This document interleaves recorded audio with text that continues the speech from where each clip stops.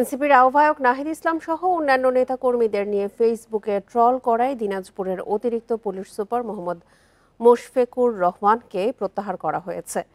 Bundle থাকলে প্রতি সেনমানিতে টাকা বাঁচবে। বিকাশ সেনমানি বান্ডেল কিনে জিতুন প্রতি লেনদেনে।